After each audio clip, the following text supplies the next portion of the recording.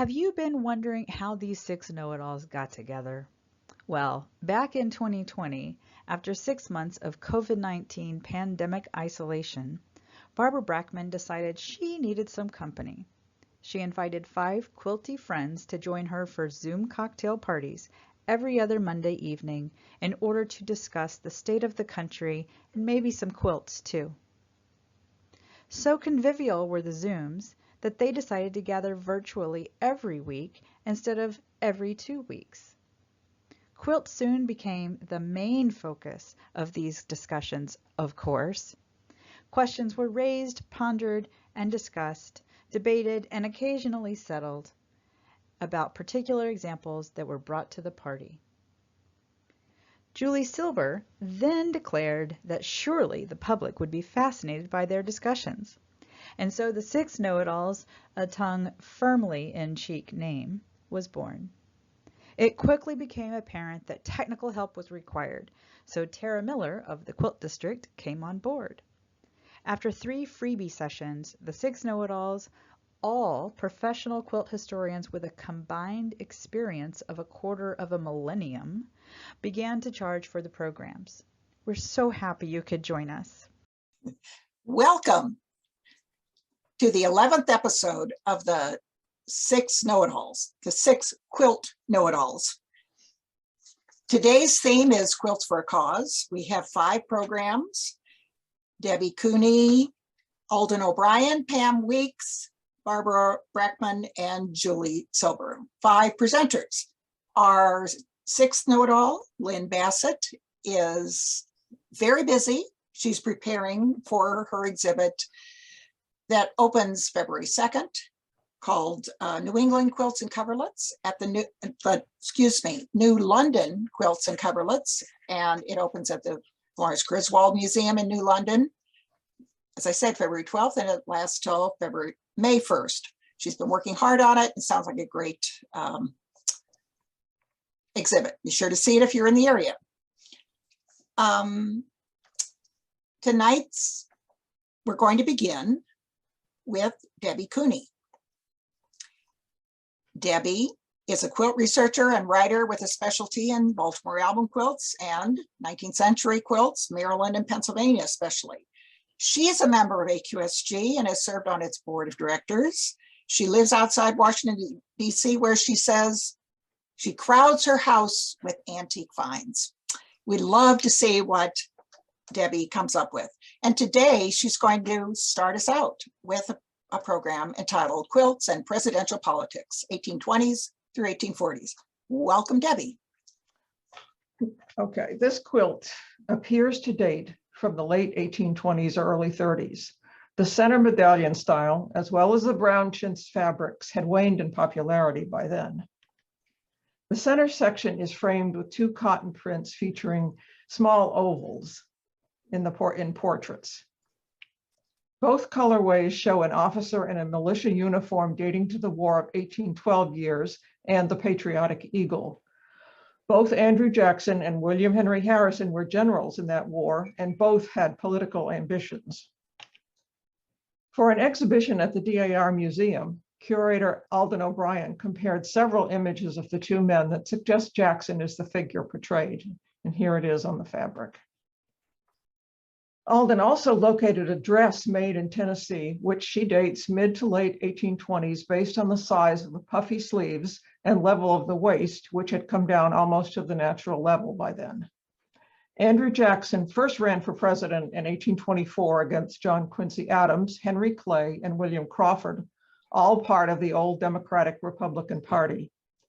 In order to distinguish themselves, the candidates used newspapers to publicize their policies and to best their rivals with political endorsements and cartoons.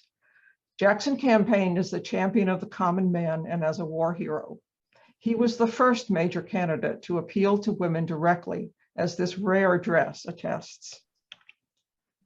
Jackson lost to John Quincy Adams in 1824, but won against him in a landslide in 1828 after an ugly contest vilifying the personalities and pasts of both men. Jackson supporters celebrated by decorating their homes and businesses with his likeness on souvenir items and fabrics. Thus, this quilt is one of the earliest to show women's political sympathies. In 1832, Jackson ran as a Democrat against Henry Clay of the National Republicans and William Wirt of the Anti-Masonic Party. All three parties held nominating conventions in Baltimore. Jackson won in a landslide. Afterward, Clay's supporters joined with the anti-Masons to form the Whig Party. Jackson died in 1845, but remained popular for years afterward, as seen in this Jackson Star quilt. The Baltimore album quilt top here includes a rooster, mascot of the Democratic Party. Just below it is a strawberry wreath signed by Elizabeth Stansbury, wife of the Democratic mayor of Baltimore, Elijah Stansbury. The tulip rose and rose wreath is signed by Elizabeth Woodward, wife of the chief clerk of the Democratic City Council. And notice the heart-shaped berry wreath associated with Andrew Jackson. This Baltimore album was presented to Betsy Hobbs and William Harper, a shoemaker, around the time of their marriage in 1848. The center block is inscribed, Andrew Jackson's Heart, Victory at New Orleans, January 8, 1815. The inscription continues, the blessings of government, like dews of heaven, should be equally dispersed on the rich and the poor, a saying attributed to President Jackson. The heart is signed by A.I.W. Jackson, a printer but no relation. He was a Democrat and a major figure in Baltimore's trade union movement in the 1830s and 1840s. Shoemakers such as William Harper also were well represented in Baltimore's trade unions. A heart block on another Baltimore album is signed by Miss Mary Ann Grooms. Democracy is my motto, Baltimore, 1847. It is also inscribed, General Jackson, Hero of New Orleans. Such heart blocks are found on other Baltimore albums and applique quilts in the 1840s. Without specific wording, it is impossible to know for sure if the maker supported Democratic candidates or policies.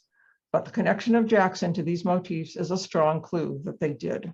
And there, and there's that. Mm-hmm. Nostalgia for Jackson was not enough to save his vice president, Martin Van Buren, from defeat in 1840 by the Whig candidate, William Henry Harrison, the victor of the Battle of Tippecanoe during the War of 1812, who retired to a log cabin in Ohio after the war. Democrats tried to smear Harrison by insinuating he was uncouth and a drunk, but the Whigs produced a campaign theme lauding Harrison as a man of the people, proud of his Western cabin and its barrel of hard cider. Whigs appealed explicitly to women with these toile-like fabrics. Other campaign memorabilia include ribbons, badges, banners, popular music, as shown by this sheet music cover featuring Harrison's portrait and Whig symbols. Baltimore hosted most major political conventions in the 1830s and 40s. Harrison's nomination was celebrated in Baltimore with 2 days of rallies and parades in May 1840. Whig campaign organizers encouraged women to attend the main rally, which they did in large numbers. The popularity of Whig policies and politicians among women is seen in this fabulous Baltimore album quilt with a representation of Harrison's birthplace, Berkeley Plantation, and with Whig campaign symbols, the log cabin, the eagle, and the US Capitol. These images are set across the middle of the quilt in almost the same order as on that sheet music, the log cabin, the eagle, and the Capitol. And here they are. The Whig Party mascot was the raccoon, and here, two perch atop the log cabin. Whig candidate Henry Clay also used the cabin in his 1844 campaign against James K. Polk. Several scholars have suggested that women preferred Whig candidates in presidential contests throughout the 1840s.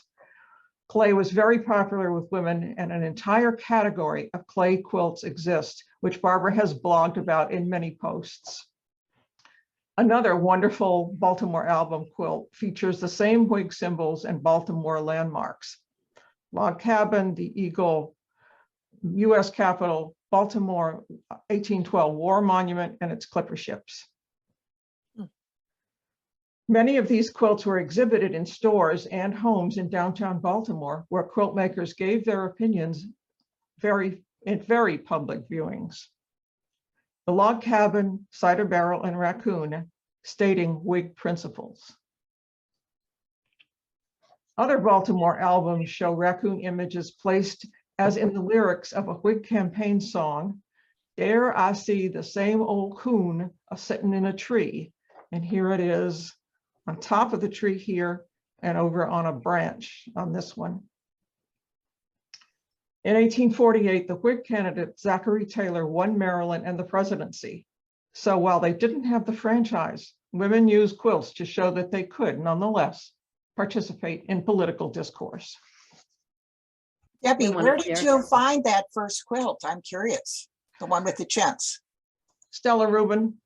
Oh, everything's from Stella Rubin. So I was very happy to see it because at first I thought it was William Henry Harrison, but you all convinced me that it's, especially Alden convinced me that it's definitely Jackson, and the dress was the real decider. If women wanted to wear the most fashionable dress, and they wouldn't have made an unfashionable style with their fabric. So it's just got to be Jackson. Mm-hmm. Mm-hmm. And did Dr. Dutton, when he was documenting all those Baltimore album quilts, did he point out the political symbolism in those quilts? Remind me if that was. Some of it, yes, he did. But he didn't know about the Poole quilts or Kathy Erickson's, so he didn't have as much to work with. But he does have a quilt that's in, of course, in black and white, showing the Democratic rooster, about four of them sitting in one quilt. Mm. So that one is unlocated, but it's one of the few we know about. Debbie, explain to me about the hard cider and why that comes off as a positive or an asset. Oh, well, it's not supposed to be. It's alcoholic, and they claim that the Democrats claim that Harrison was a drunk. Oh, and I see. They were trying to parody him, who he was an aristocrat, of course, born in a plantation, but he lived first in a log cabin in Ohio when he moved there. And they claimed that he just drunk his fill from his barrel outside his cabin all the time. I see. There were many alcoholics at the time. It was, yeah. You couldn't drink the water. Right. Well, right. So they, Mary tried to steer him, and he flipped it. He flipped it on him. And that was good. Of course, we do remember the poor man died within a month of becoming president and not from a cold. Getting cold when he was inauguration. He probably got cholera. But anyway, Mary Kay and I have been working on politics, especially in Tennessee. And it does seem in this, now Jackson's early, but in the 1840, 1860, that many of the patterns had some kind of political connection. Like the one we call Rocky Mountain or New York Beauty. I've seen it called Poke in the White House. Poke in Dallas. Poke in Dallas. And then we wondered, it was also called Rocky Mountain. And John C. Fremont, who ran in 56 as a first Republican, was very famous for his explorations in the Rocky Mountains. So I think there's many kind of low-level political references here that we are just not familiar with. And then it kind of just all dies. You do see like Benjamin Harrison quilts, but that's more a magazine pushing it rather than it coming up from the people. And when I did that series on Henry Clay, I was shocked at how many Henry Clay quilts there are. I think he really worked at appealing to the women. And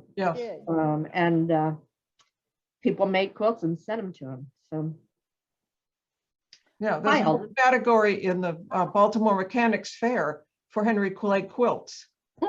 Really? And several were exhibited over the course of, I don't know, 4 or 5 years in different fairs. There's a book that came out just recently that I looked at before my last exhibit, in which we exhibited our Henry Clay quilt. And it talked about women, at least in Washington, but elsewhere too, being much more involved in politics than we give them credit for, even though that was supposedly outside of their role, as we all know. And you had women actively trying to, get involved and talk about the presidential candidates. And one woman said, well, I'm a clay man, even though my husband is a polk man, or whoever, I forget who was running against whom and stuff.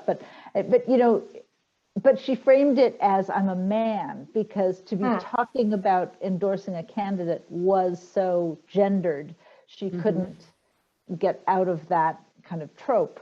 But Clay is known to have very definitely consciously appealed to women, because he knew that they could sometimes influence the men, the voting men in their household. Exactly. And people in this area would have been very much attuned to this sort of presidential politics and politics in general, because the nominating conventions all took place in Baltimore for like 20 years. And so the publicity would have been quite constant. Yeah, interesting. Wow. Debbie, you just keep coming up with new stuff about Baltimore album quilt. We're going to credit you for all of it. It's very interesting to have it digging deeper.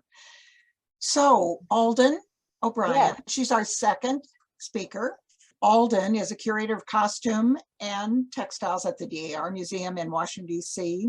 She has recently embarked on a really deep dive into early diaries, looking for evidence of sewing. She has also recently taken up embroidery, but she regretfully confesses she will never have the commitment to be a quilter. A quilt know-it-all that doesn't quilt? Well, there's more than one of us in this group, and you'll find that out today. Well, we're looking forward to your program, Alden, with the title Sewing to End Slavery, Anti-Slavery Quilts, Anti-Slavery Fair Quilts, and Sewing Accessories. Thank you, Alden. Thank you. I'm going to share my screen and start talking about these quilts. Okay, here we go.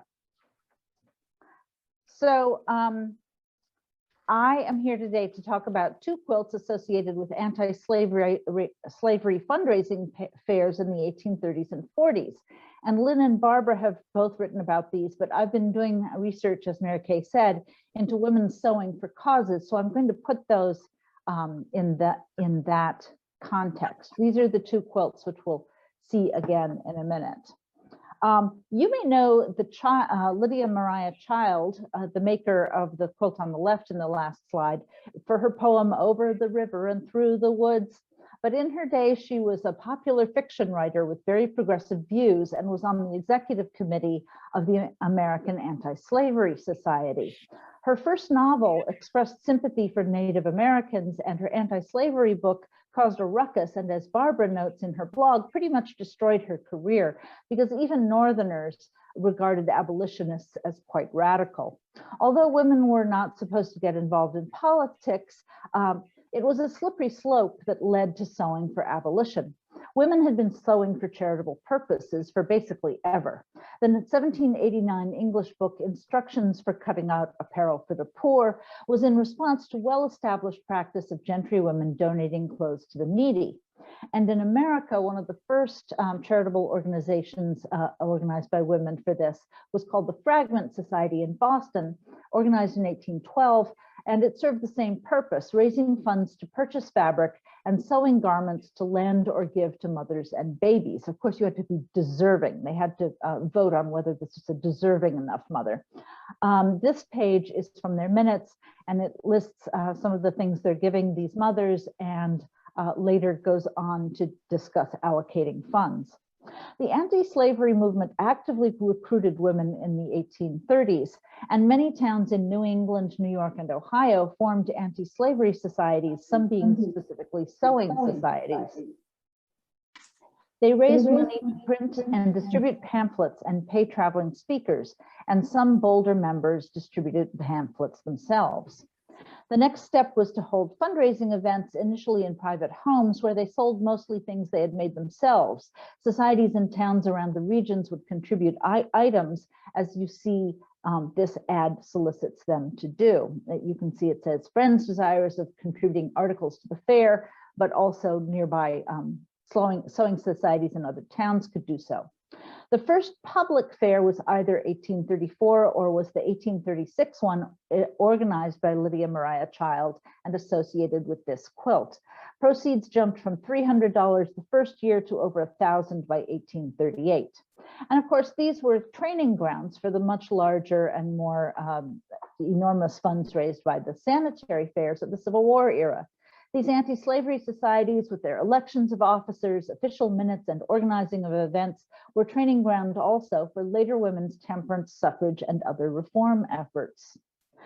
Popular items offered included pin cushions and needle cases, pen wipes. Remember that those messy pens needed a lot of wiping.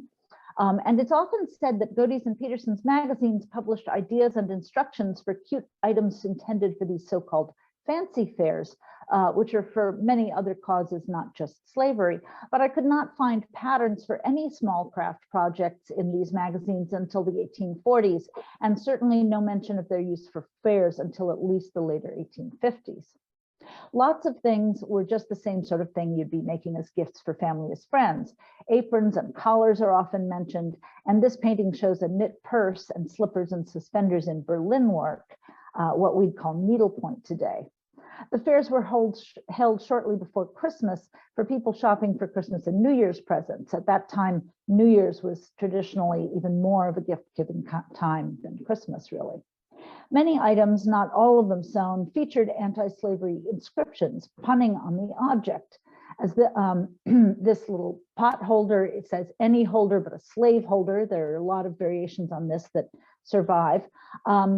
And wafer boxes, wafers were used to seal envelopes, might have something that said, the doom of slavery is sealed, and pen wipers could say, wipe out the blot of slavery, as this newspaper article says.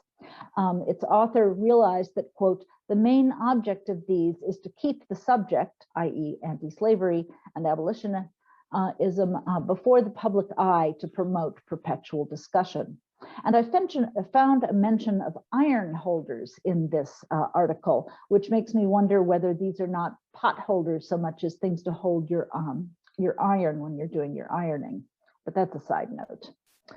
Not many anti-slavery motto items survive, but here are a few. The one on the left is from the Peabody Essex Museum, and the one at the top is from a museum in Manchester, England. The British anti-slavery societies also sent items to sell at American fairs, so I think it's fair to include this needle case, which is probably similar to what they sent, as well as what Americans were making. But to focus on the child quilt, note that it's ironically made of cotton, which comes from slave labor. Abolitionists were aware of the ethical problem here, and there are letters in which they discuss their problem getting fair trade cotton. And its center square has a disturbing inscription saying, basically, isn't it nice for you? You can wrap your child in its crib. Enslaved mothers have their children ripped from them, so enjoy.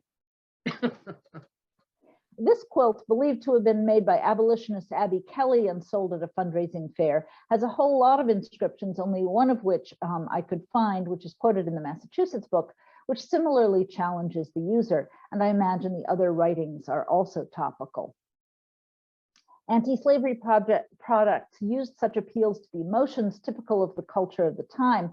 Call it the Romantic Age, the Age of Sensibility, or as connected, as Lynn points out in her writings, with the Second Great Awakening of religion just now.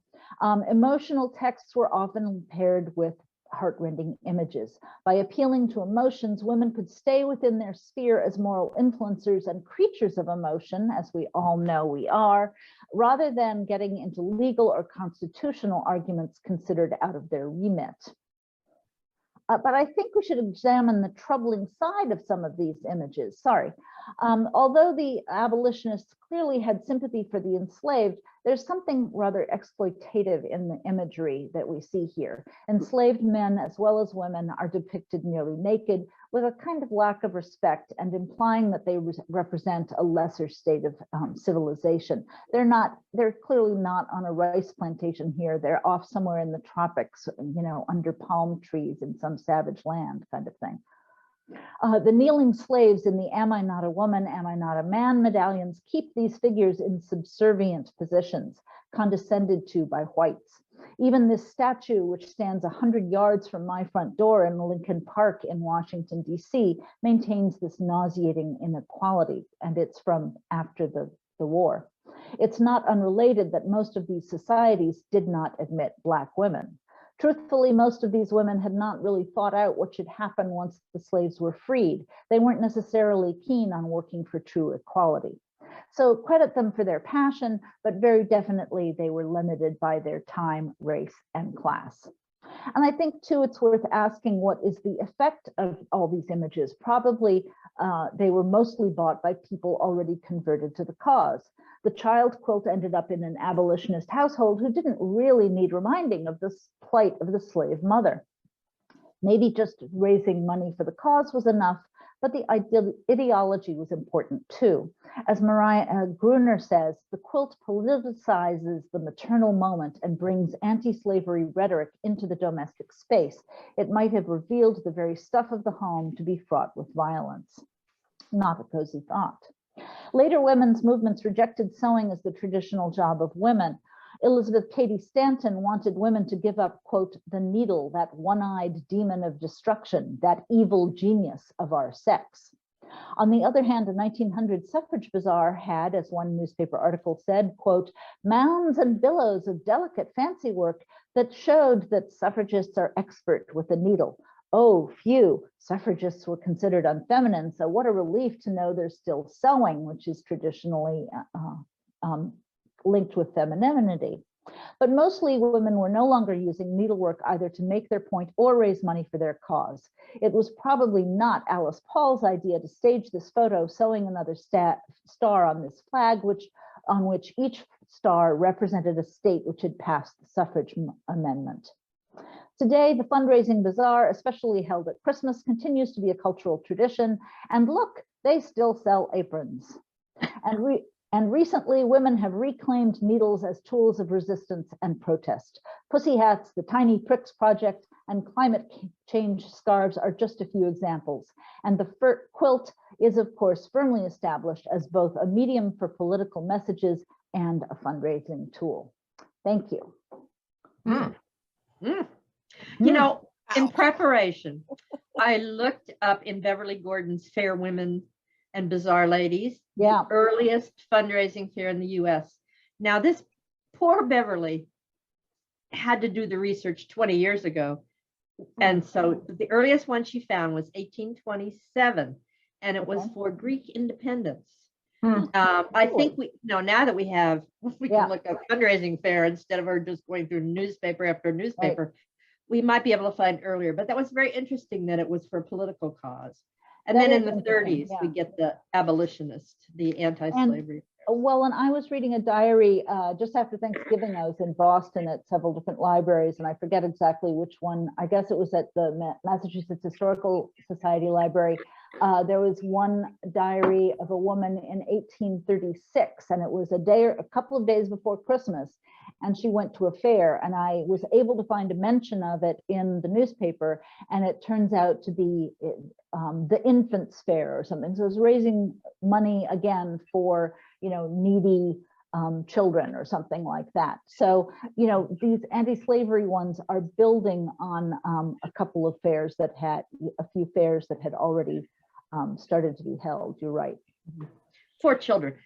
And the Greek fair which is nice and safe, and no one's going to challenge women raising money for children.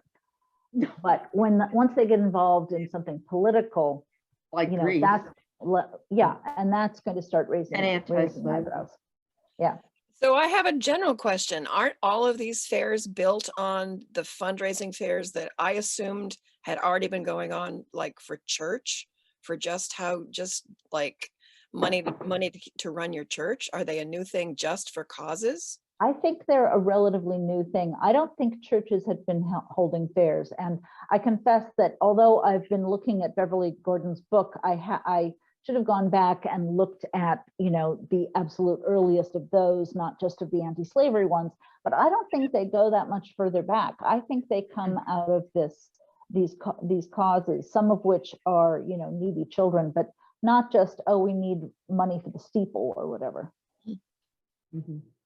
Because that's certainly the case at the end of the 19th century, where all the fundraising quilts were made Absolutely. for Lots and lots of things for churches. Yep. right. I love the fact that every year I can go at Christmas to the fair at the local churches, and it's just the same. Yeah. You know, as you say, they're still using aprons, selling aprons. Yeah. And it's going for a charity or for the church. Yeah. But it's like a 200-year-old Yeah. tradition that we're not even aware how deep it is ingrained in our female culture. And they're selling pies and jams now, and they were selling baked goods and plants and things then too. You know, I was focusing on and stone antiques. items, but yeah. Junk. White elephants are the best. The white White elephants. elephants. I Yeah. like the junk the best. The pie and the junk. Yeah. You know, listening to just these first two programs with all the detail that the two of you have invested the time and the things you found reminds me that to tell everybody, remember, these are archived. You could go back and look at these slowly with your, and repeat them. We'll have it up on Vimeo by the weekend after this is aired. So really, thank you both, Debbie and Alden. Our next presenter is none other than Barbara Brackman, our esteemed KIA founder and our Photoshopper par excellence. I think anybody would agree that she has an amazing ability to find photos and rework them.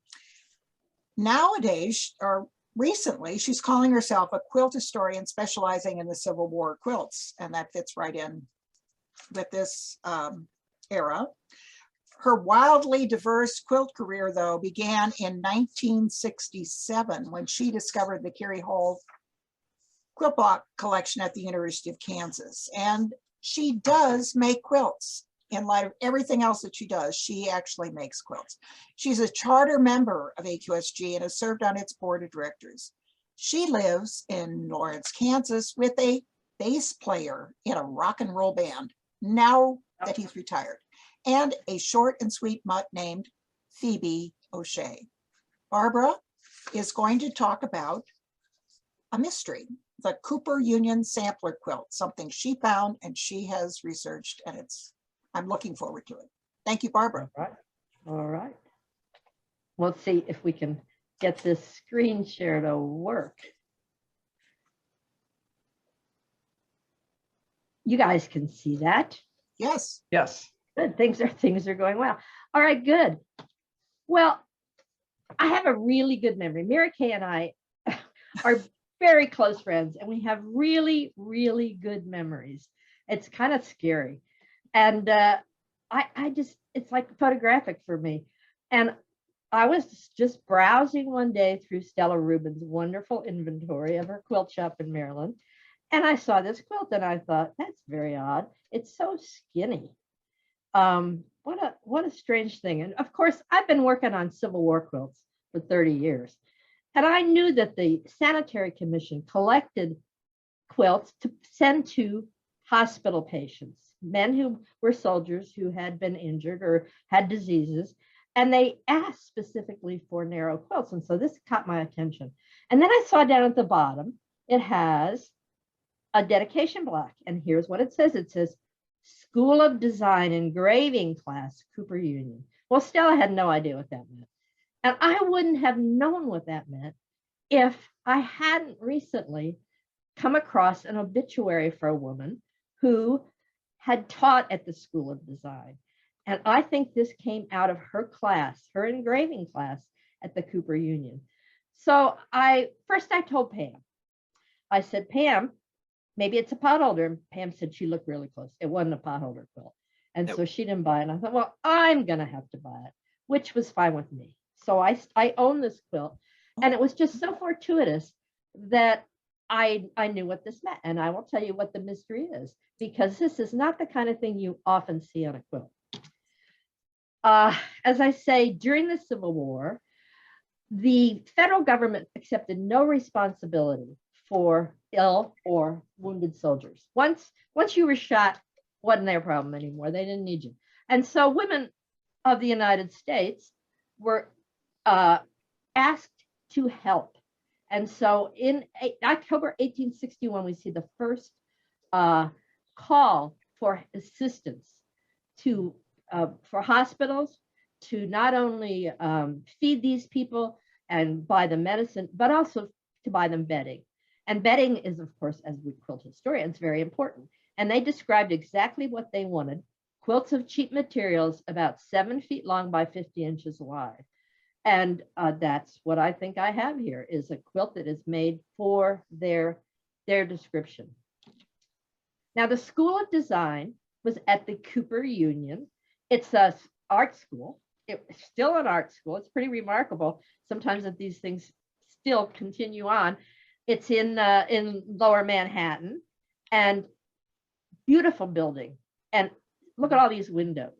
The windows were to let natural light in. And here we have over here a pretty typical classroom. I think the whole thing was built around kind of an atrium that let light into the basement where there was a big hall. So this is one of the classrooms, one of the places where the students worked.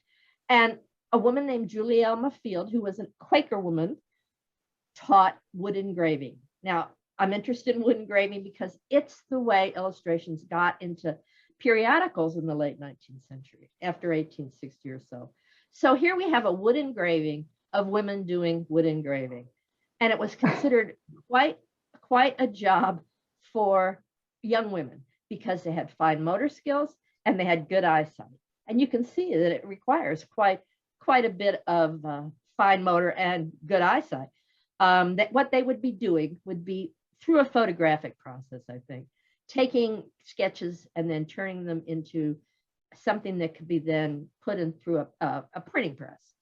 And it was lucrative. And so Julielma was good at it, and she taught it for several years at the Cooper Union, which was really dedicated to professional art training for men and remarkably for women. Peter Cooper, who founded it, was very interested in women's education.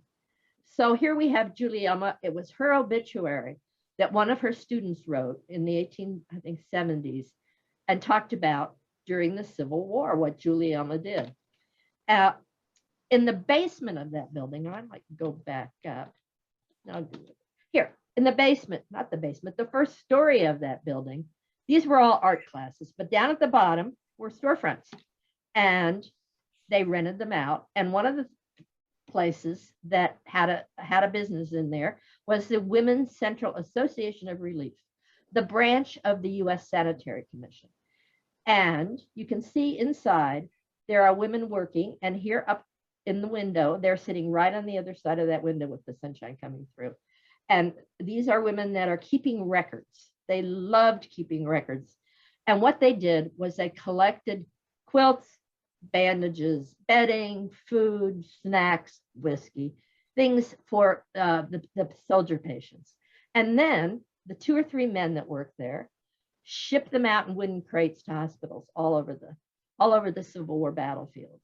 And we have 2 men here who I think I know who they are. And both these pictures are from Julielma's obituary story, which was in a Quaker newspaper. Julielma, the obituary said, set up a quilt frame in that engraving room here. We have a wood engraving of the engraving room. Every afternoon, she required her students to work on quilts for the Sanitary Commission. And this, I think, was a very interesting thing to do. Some of them, I think, were not very good at it. And she was apparently a good teacher, because you can see in my quilt, and I'll show you some more pictures later, that some of them had basic 4-patch skills, while others were really quite skilled. And she even had Southern students there, in which she tried to keep the Civil War discussion to a minimum. But every afternoon, you were supposed to spend some time at the quilting frame and in that hall. Now, the man here, I think this is the same guy because he's got the same hairline. These 2 men were, this was Samuel Brigham. He was the secretary of the Sanitary Commission in New York, of the Women's Central Relief.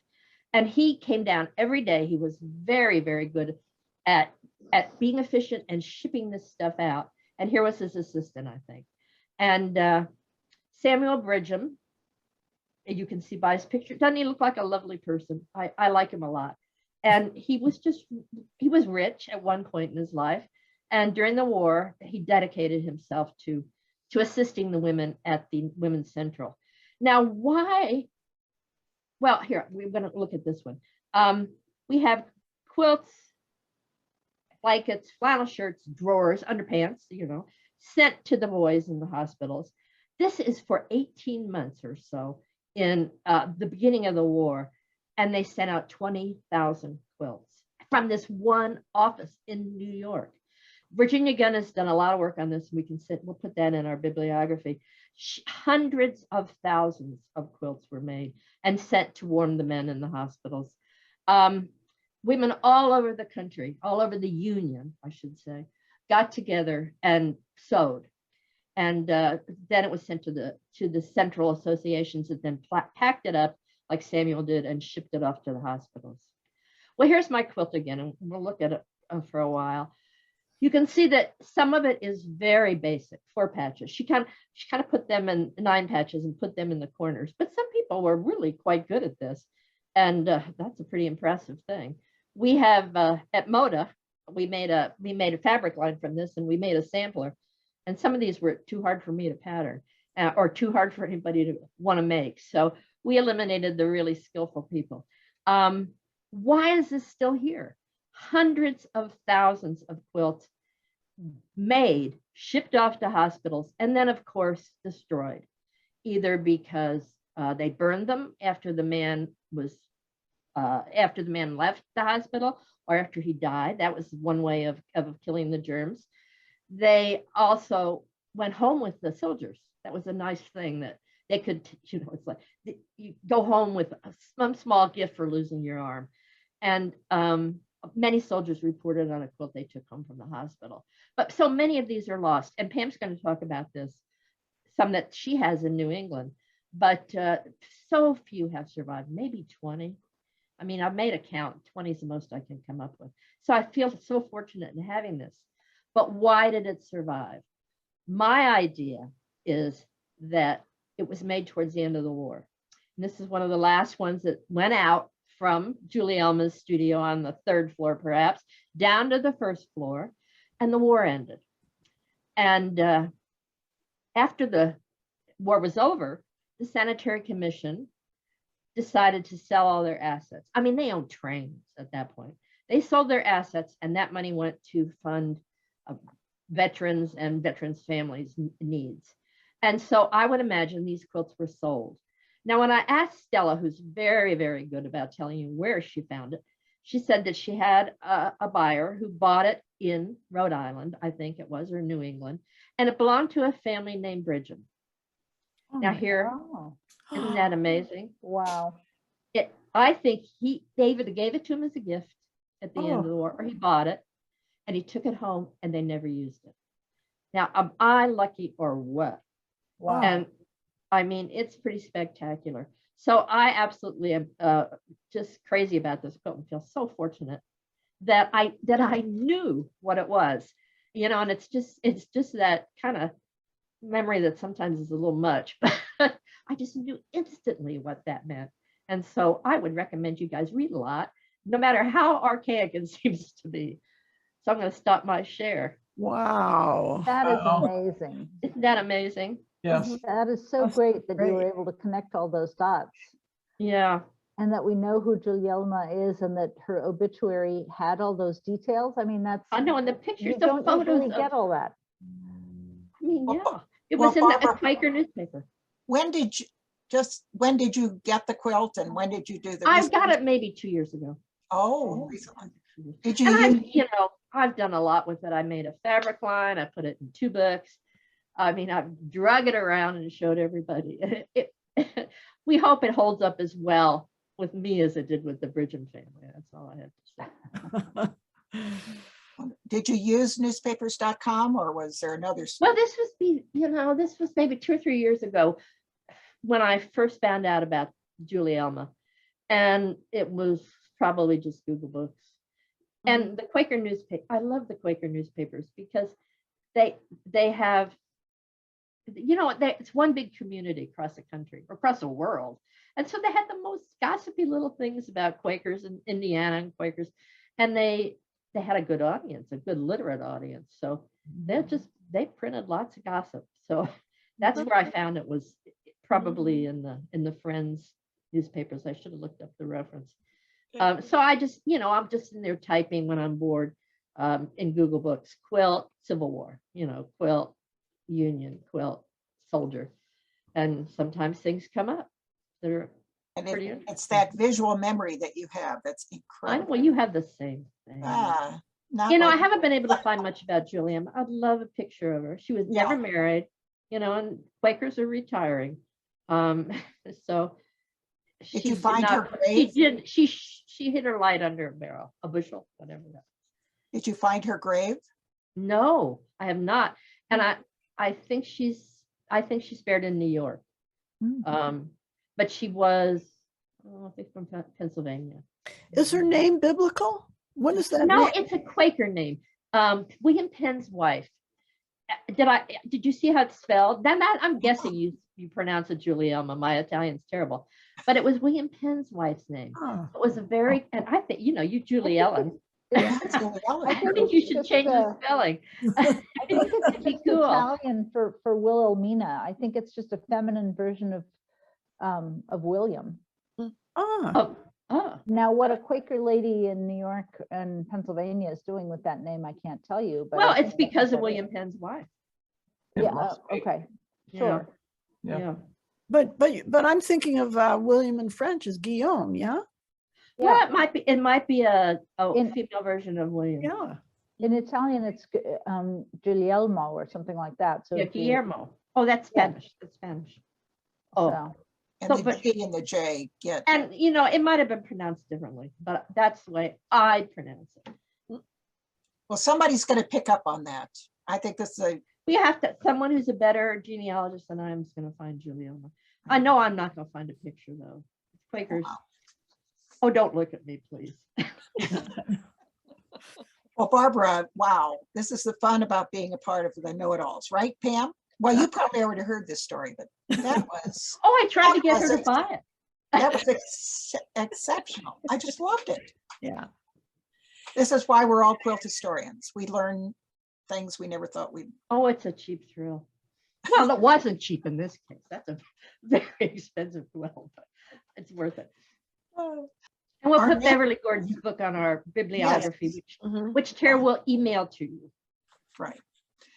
Our next speaker is Pam Weeks, the Binney family curator of the New England Quilt Museum since 2012.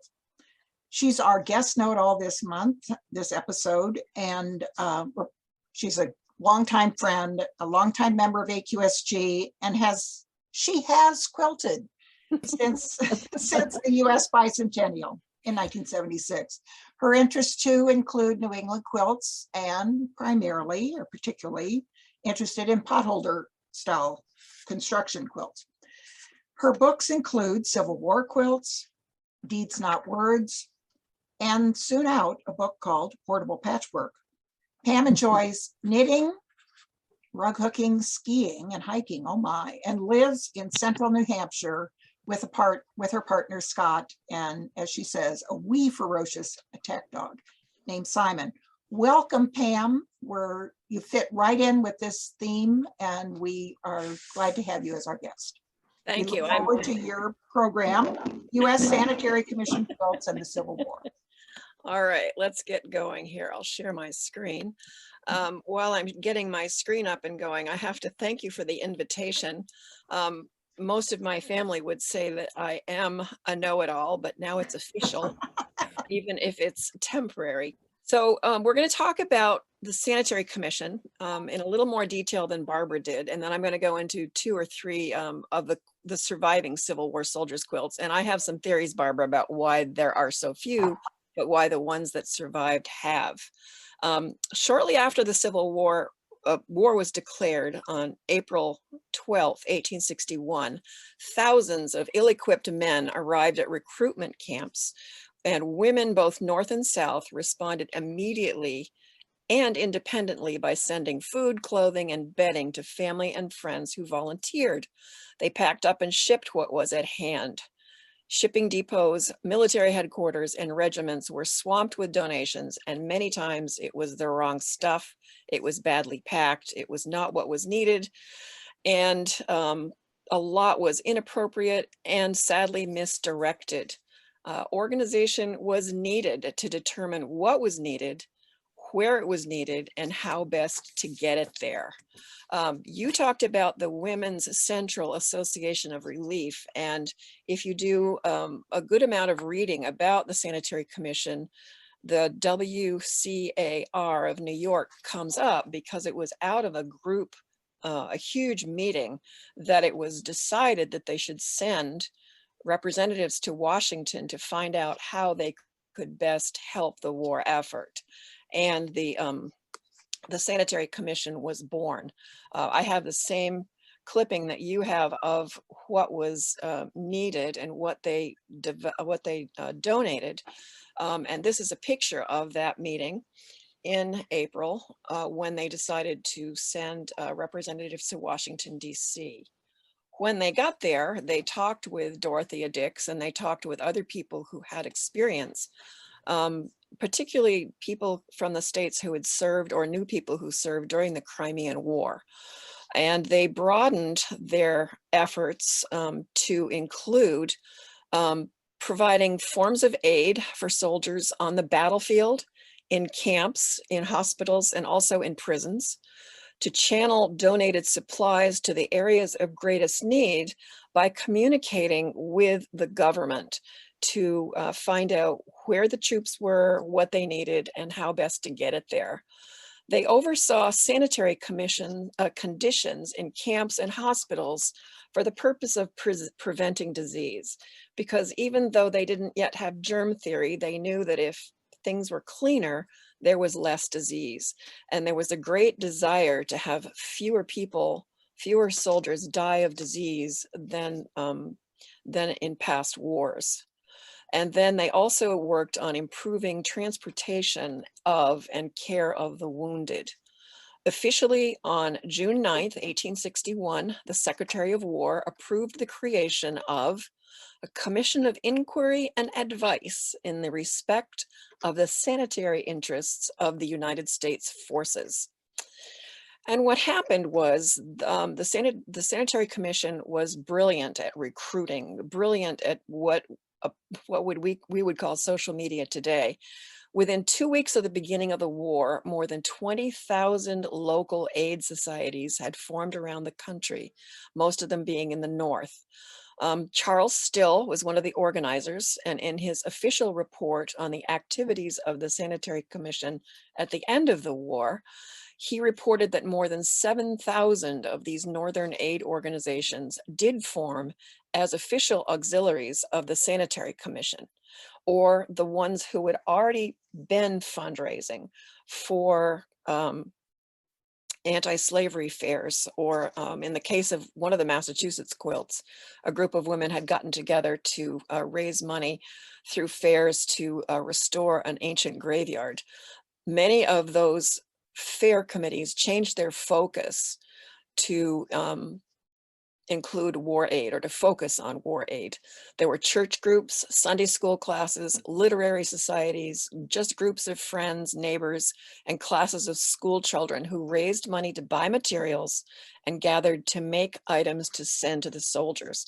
The Sanitary Commission organized itself regionally in the North. They had regional branches. The branches were there to receive the goods that were sent. And as Barbara mentioned before, they organized what was sent, they inventoried it, they counted it, they sent letters to the donors thanking them for what they sent, and please send more. Here's the sanitary logo. You guys are going to remind me to change my slides. I'm too much into my notes. I'll be better. These are the quick quick down and dirty words about what the Sanitary Commission was founded for. They used a lot of different logos. They used the shield on the Union shield on the right of the screen, but they also used a lot of images that were meant to inspire patriotism and also loving care put into the making of the goods and where they were to be sent. Back to the social media part, they were forever publishing images of their work. And this is the iconic one that we always go back to. In the upper right-hand corner, nurses are on the battlefield. In the upper left-hand corner is on the battlefield. The upper right-hand corner, there are nurses in the hospitals. The lower left-hand corner, we have women sewing in a sewing bee. And in the lower right-hand corner, there are people attending a sanitary fair. The USSC recruited nurses. Thousands were trained after volunteering. They served, and thousands of them wrote about it. There are lots of accounts that you can read in biographies. Louisa May Alcott was a very famous author who served as a nurse for a short period of time until she became ill. Many of them were ill, many died of disease. But the work of the nurses was part of their, the importance of their work was sanitary work, keeping things clean, cleaning wounds. Of the 620,000 officially recorded deaths during the Civil War, only 2/3 of them died of disease. In previous wars, that percentage was much higher.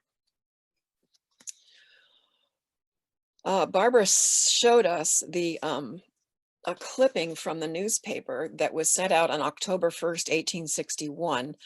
And without reading what's on my slide, I will read you the paragraph that precedes it. The loyal women of America were encouraged to devote themselves for a time to the sacred service of their country, that energetic and respectable committees be appointed to call from house to house and store to store to obtain contributions in materials suitable to be made up, or money for the purchase of such materials. And it goes on about collections being made in churches and schools, in railroad and telegraph offices, that a box be put out labeled "For our sick and wounded," and that all loyal women meet at such convenient times and places as may be agreed upon in each neighborhood or social circle to work upon the materials that should be so procured.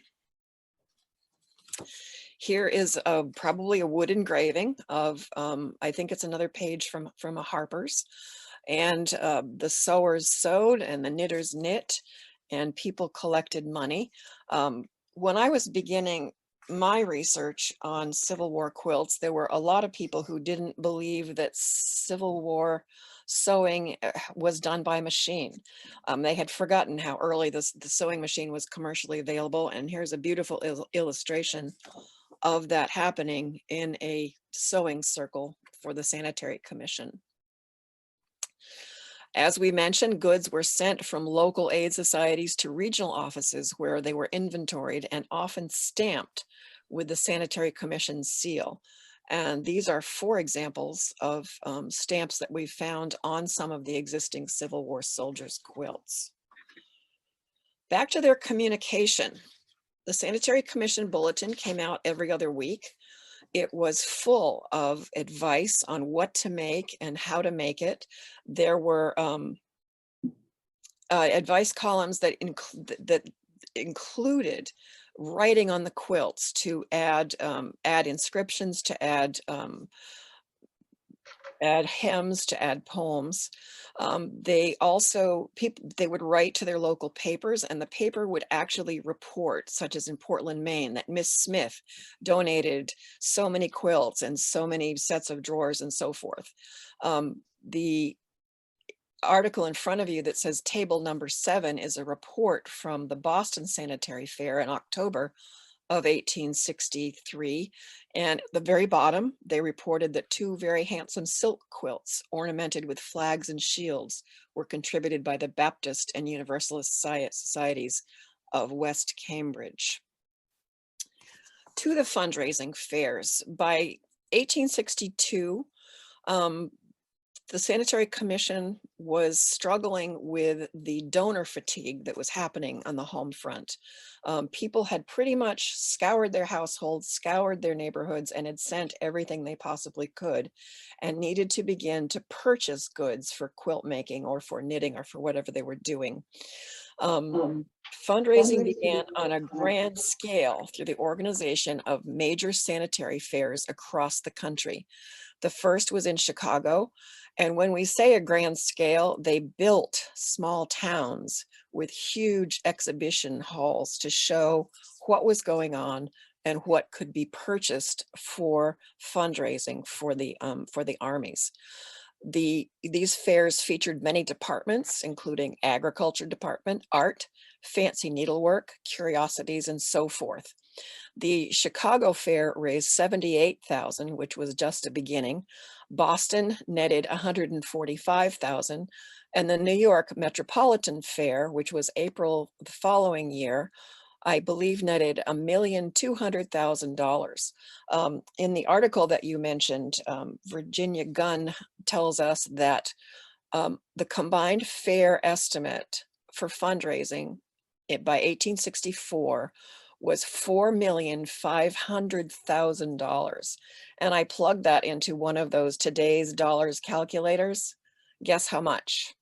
Close to $8 billion was raised in today's money through the sanitary fair. We need to move on. Yep, I know. Okay. So we've got some potholder quilts here, which is why I started working on Civil War quilts to begin with. Potholder quilts being made block by block with individually finished blocks. And the majority of the surviving quilts made for Civil War soldiers are inscribed. And I feel that that's why they have survived as they have.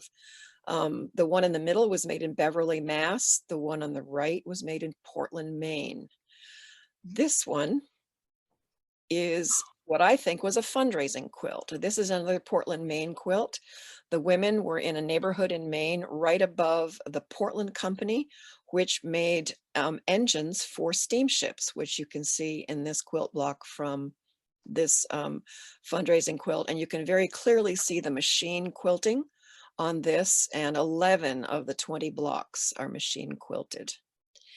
This is the most wonderful story, if I have time for it. This is the Vernon, Connecticut sanitary quilt, which was given to Captain Robert Fisk, who wrote to one of the girls who had pinned a note to it saying that she would love to hear from him.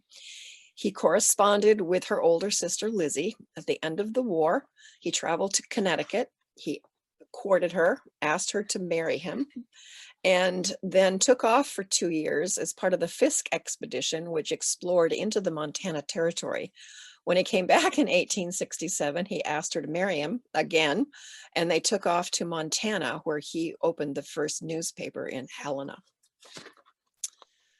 This is the quilt in the collection of the New England Quilt Museum, which was given to a soldier named James George upon his release from the Andersonville prison.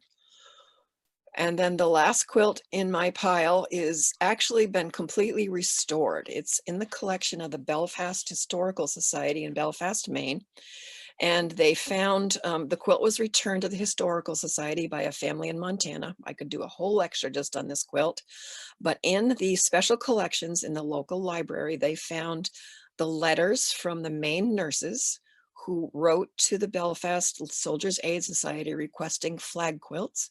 This quilt was made and sent, and it also, the record of the quilt appeared in the minutes of the Belfast Soldiers' Aid group. So that's my quick down and dirty. Comments and questions? Thank you. You did show us some great original things I had never seen before. That's exciting. I was afraid of repeating too much of what Barbara had done. No, okay. no, because, yeah, I mean, it's an enormous topic. the whole, you know, when I first started this, someone said, why don't you write a book about Civil War and quilts? And I said, oh, right. I've written like 10 books in Civil War and quilts, and I continue, and you do too, continue Yes. to find more Yeah. information. It was Yes. so important. Quilts were so important in women's lives, and the war was so important in everybody's life that just the link works great. Mhm. I love those Sanitary Commission stories because, you know, it's women running things. The men were always the president, like Samuel, he was in charge, but Right. it was women, the women in the office who were doing the work. Well, back to the Women's Association, Central Association for Relief, it was a group of 5,000 women or 3,000 women voted to send their representatives. And of course, they sent 4 men who led it with a few women scattered in for the joy of it. So you're thinking that maybe a lot of them were not nearly as interesting as those, and those just got sort of used up and worn out, but the ones that were more interesting and more inscribed and sort of more special, you know, those are the ones that some of them at least got saved. I think it's a generational thing, Alden. So Pa comes down the road after the war. He's got a grubby old uniform on and a rotten, an old stained quilt. They Mhm. both get washed and they get put away. Mhm. 2 generations later, the uniform comes out. Everybody gets what that is. And if the old quilt doesn't have something that refers to the Civil War, what's so special about it? And almost all of those Yeah. quilts are dated or have some reference to the Civil War in it. You bring up a really important point there, and I often think about, you know, how a story gets passed down or altered or missed or something is misattributed. I picture what happened after this came out of the trunk, you know, because something got lost in translation. And I think that's a really important point to say, you know, these things weren't in continual use. And so a dress, a quilt, or whatever gets packed away, and several generations later, someone comes along and says, what is this? And they make a guess. And either they value it because they say, oh, it must belong to our favorite iconic grandmother who was in the Revolution, or either they assume something, or they imagine something, or they use their best guess, and sometimes it doesn't add up, or as you say, it doesn't get valued and then it gets tossed. So I think that the research moment of imagining what is going through the descendant's mind, it's sort of it's not a documentable fact, but it's sort of a thinking through how these things get passed on that I think is a thought process worth considering. Yeah. Okay. And finally, we're going to move into the 20th century. Oops, excuse me. Yes, into the 20th century. Thank you, Pam, for that. That was great. That Belfast one, Yeah. It's an astonishing story. has it ever been published? Oh, it's in my book. Oh, And when I did the second edition of the book, I was able, the family that sent it after my first edition came out, we didn't know exactly how it got where it was. But when the second edition came out, the family had written to the folks in Belfast a complete report. We know who, how, where, when, and why. Wow. It's amazing. and it's been preserved now. It has been conserved. And the one thing I couldn't find in preparing I'd this love to have it. was my See it fixed up. Yeah, see gorgeous. it in good shape. Oh, get my second edition. All right. Okay, All we're right. going to do a bibliography. Definitely put that on your list. That's all right. Our next program is given by Julie Silber. Julie's a quilt seller, buyer, appraiser, and a curator specializing in pre-1950s quilts. She opened her first shop, Mary Strickler's Quilt, in 1972. This year, 2022, Julie is celebrating her 50th anniversary of being in the quilt world. Congratulations. And she's doing it in a really big way. She is opening another brick and mortar shop in Berkeley, California, called Julie Silber Quilts. She's a very long time member of AQSG and has served twice on its board of directors. Julie too is not a quilt maker, but I've heard her say it a few times. You just never know when she might make a quilt. Anyway, thank you, Julie. And let's hear your program entitled Women, Quilts, and World War I. Hi, everybody. Today I'm going to talk about women in World War I and how quilts fit into the picture. World War I was a time when the government asked people, and women in particular, to join the effort. Men, of course, went to war, among other things. And the government asked women to volunteer or go to work in factories. They worked as munitions testers, switchboard operators, stock takers, and then we can see that they also did some sewing in airplane factories, but they were asked to do even more quote unquote traditional roles to contribute to the war effort. So here we see them doing some welding, but they were also asked to do some of the more domestic things that that were needed. Our boys need socks, knit your bit. That's a great graphic. And they were also asked to sow the seeds of victory and raise a victory garden. And you can see at the bottom of that poster, it says, every garden a munition plant. So this was a serious thing. What happened was that 8 million women volunteered as Red Cross workers in a variety of jobs. It was everywhere. This is a department store window during the time of the war, and you can see that what shows up are textiles, among other things. But what we're seeing, of course, is the major recognizable symbol of the Red Cross. Here are girls. I'm sorry, I'm in the way here. Let me see if I can get myself out of the way. Okay, I'm sorry for that. All right. Here some young girls are posing with a quilt that they made. They are part of something called the Soldiers Friends Club, and the quilt was no doubt made to be raffled off and raise funds for the soldiers.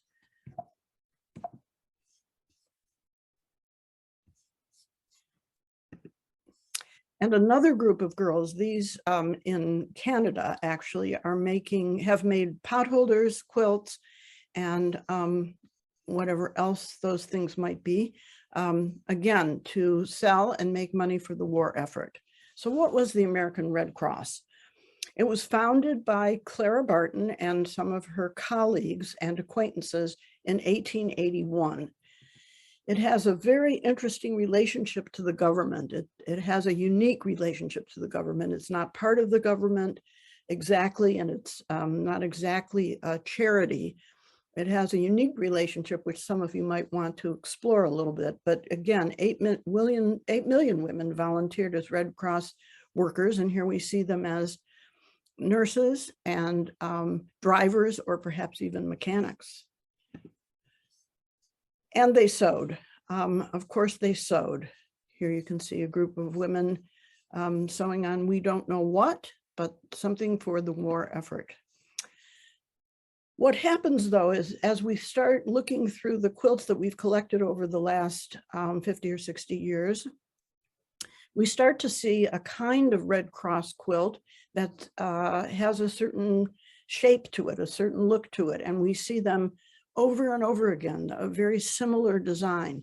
And as you can see, there's a big red cross in the center and crosses all the way around. And each of these is a signature quilt. The signatures being sold for certain amounts of money to raise money for the Red Cross. Well, why do so many of them look similar? And we have come to find out.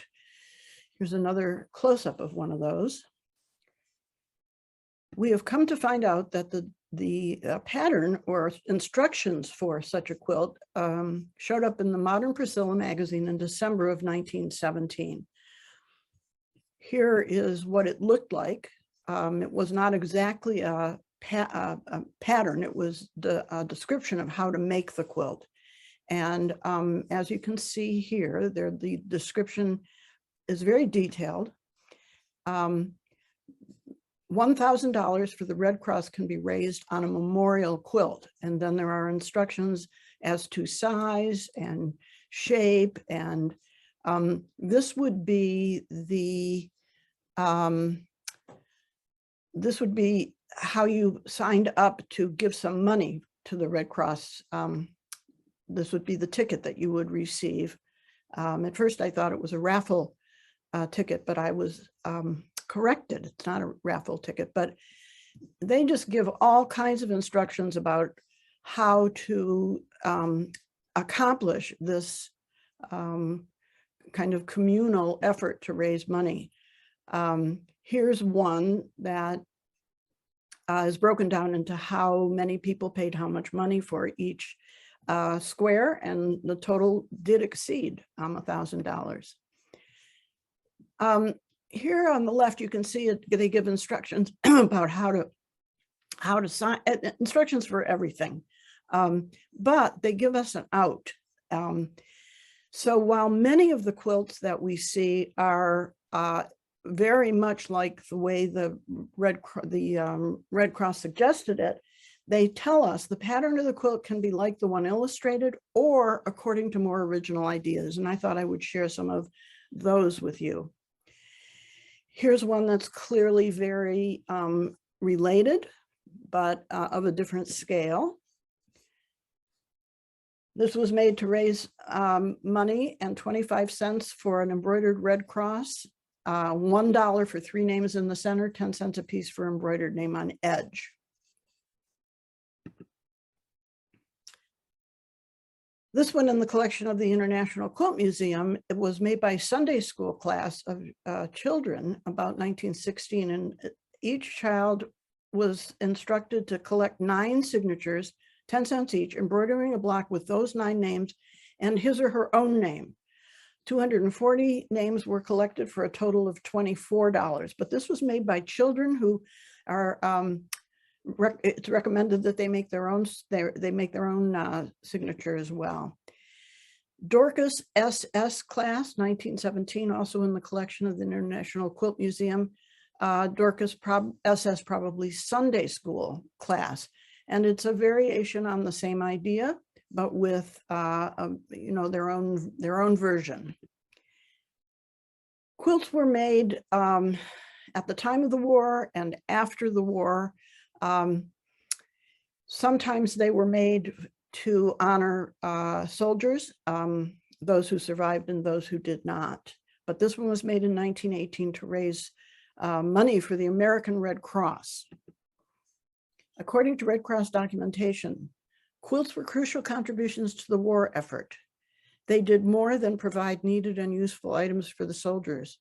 They furnished a means of therapy and an outlet for social activism for the women who worked on them. They served many purposes and functioned on many levels of meaning. A later quilt, probably World War II, friendship quilt, talks about happy memories.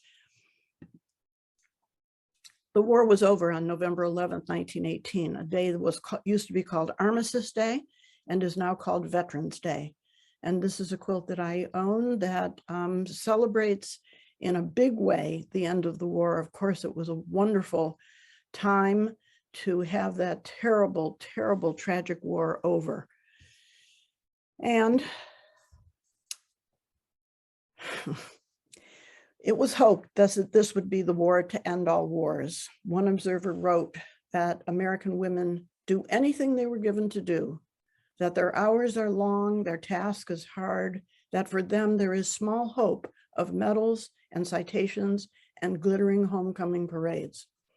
Women's contribution to World War I. That's it.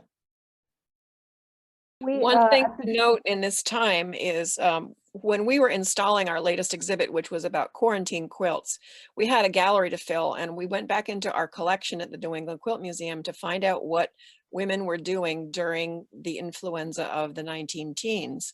And we found that we had 3 Red Cross related quilts. So think about doing your war work while you were battened down during the influenza of 1918, Yeah. 1917. And Mm. concurrently, the push for women's suffrage was getting very close to Mhm.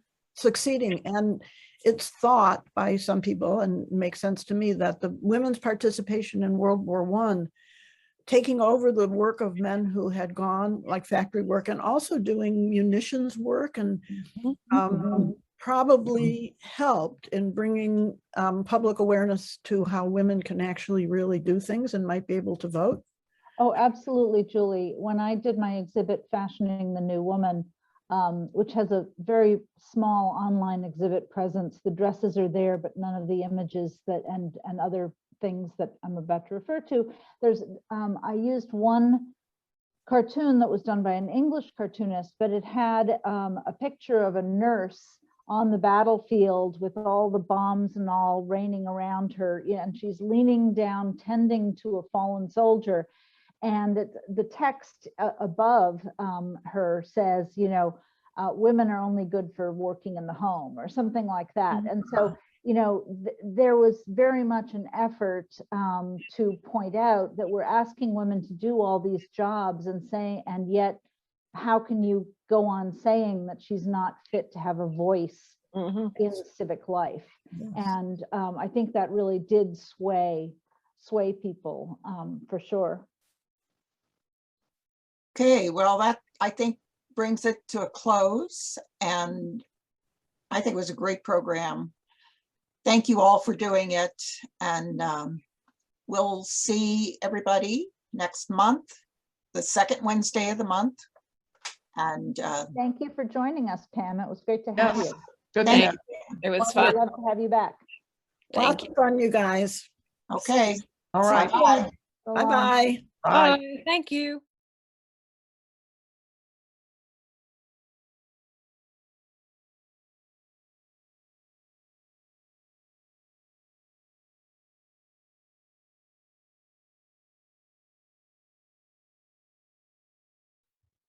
Did you know you can watch our previous episodes on Vimeo?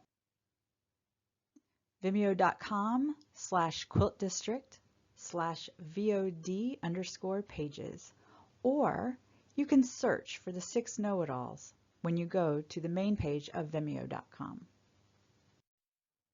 You can also catch our first 3 episodes, which are free, on our YouTube channel. You can go directly to our YouTube channel, or you can go to youtube.com and search for the 6 Know-It-Alls. You can also find all the updates and links to previous episodes on quiltdistrict.com. Go to quiltdistrict.com and then the 6 Know-It-Alls tab. And there you'll find all the upcoming episode information, as well as the background on how the 6 Know-It-Alls got started and some biography information on all of the Know-It-Alls. You'll also want to be sure you put your email address in here so that you can get notified of upcoming events straight to your email inbox.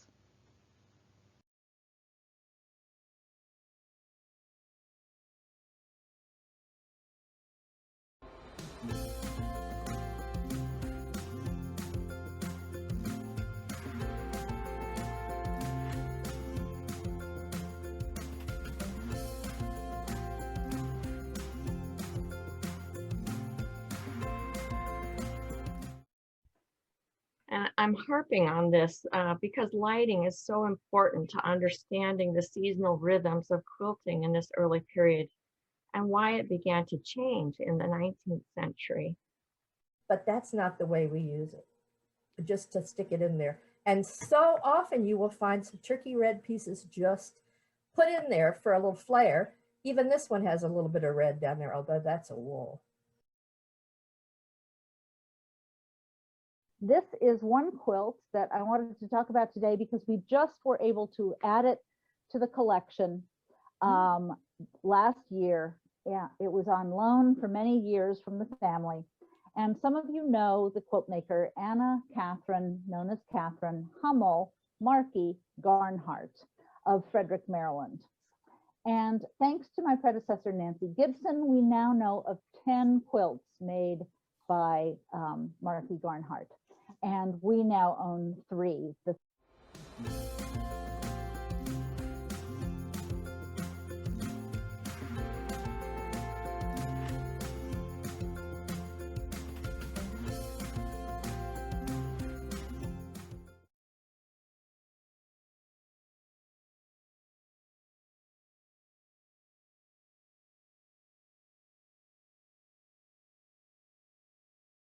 Yes, That's yes. interesting.